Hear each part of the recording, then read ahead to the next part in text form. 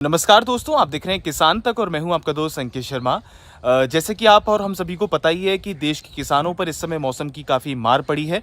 और आप मेरे पीछे देखेंगे कि इस समय जो गेहूं की फसल पककर तैयार थी उसका कितना बुरा हाल हुआ है। ये हाल इसलिए भी हुआ है क्योंकि बेमौसम जो बारिश हुई है, ओलावृष्टि हुई है और जो आंधी का मौसम रहा है, तो उसके कारण ये सब चीज़ें हुई हैं। मैं इस समय खड़ा हूँ नोएडा के वाजिदपुर गांव में और आप मेरे पीछे देखेंगे कि यहाँ पर एकड़ों में जो गेहूं की फसल थी वो किस तरीके से यहाँ पर बर्बाद हुई है। तो इसका सीधा असर जो कि बेमौसम ये बारिश हुई है, बेमौसम आंधी आई है, ओलावृष्टि हुई है, इससे सीधा जो नुकसान है वो किसान को हुआ है, देश के अन्नदाता को हुआ है। और कहीं ना कहीं अब देश का किसान ये सोच रहा है कि उसको इस फसल का जो नुकसान हुआ है इसका मुआवजा सरकार की ओर से मिले।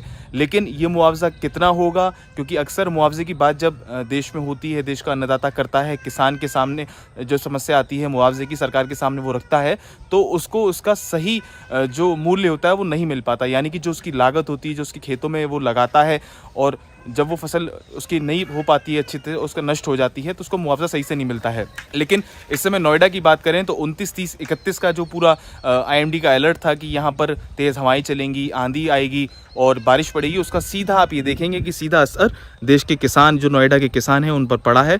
और जो ये फसल पककर तैयार थी, लगभग 15 दिन के अंदर ये फसल पककर तैयार हो गई थी और होने वाली थी।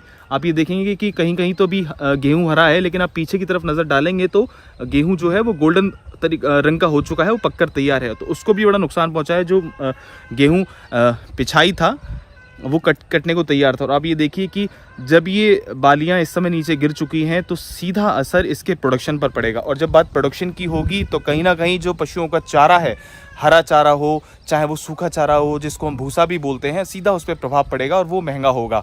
तो इसका कनेक्शन कहीं ना कहीं दूध से भी आएगा। जब चारा महंगा होगा तो आपका जो दूध है, आपके घर में आने वाला जो दूध है वो भी महंगा होगा, चारे की कीमत जब बढ़ेंगी तो।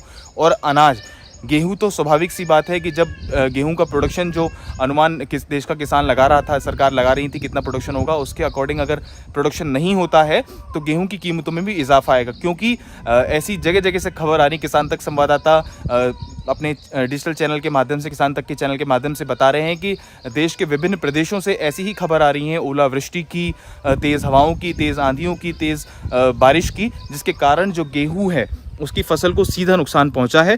और उसका जीवंत उदाहरण आज मैं यहाँ से आपको नोएडा के वाजिदपुर गांव से दिखा रहा हूं। और आप ये देखेंगे जहाँ जहाँ तक आपकी नज़र जाएगी वहाँ पर फसल इस समय पूरी लेटी हुई है। तो आप ये अंदाज़ा लगा सकते हैं कि ये बालियाँ, आप ये देखेंगे कि बालियाँ किस तरीके से पककर तैयार थी और जब ये बारिश पड़ी है तो इस पर भी नुकसान इसका पहुँचा है।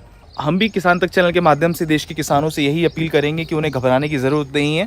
सरकार सजग है देश के किसानों के प्रति। किसान तक चैनल का भी यही उद्देश्य है कि आपकी जो मांग है, आपकी जो समस्याएं हैं, हम अपने किसान तक चैनल के माध्यम से सरकार तक पहुंचाएं, ताकि आपको जो भी समस्याएं हैं, जो भी जानकारी है, आप तक पहुंचे। अगर आपकी जो फसल है उसका अगर आपको नुकसान हुआ है तो आपकी क्रॉप का जो भी इंश्योरेंस है, जो भी आपने बीमा कराया हुआ है, उसका एक टोल फ्री नंबर होता है, आप उस पर संपर्क करिए। अपनी जो भी खेत खलियान का जो नुकसान हुआ है उसकी जो जानकारी है वो उन तक पहुंचाइए और बताइए कि आपकी कितनी एकड़ की फसल में ये जो एक तरीके से बेमौसम बारिश आई है इससे कितना नुकसान पहुंचा है।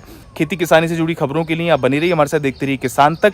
अगर आपने हमारा YouTube चैनल सब्सक्राइब नहीं किया है तो उसको आज ही सब्सक्राइब करें, बेल नोटिफिकेशन दबा दें, जिससे कि आपको हमारे चैनल की सारी अपडेट मिलती रहे। खेती किसानी की अन्य खबरें पढ़ने के लिए आप किसान तक .in पे भी जा सकते हैं। धन्यवाद।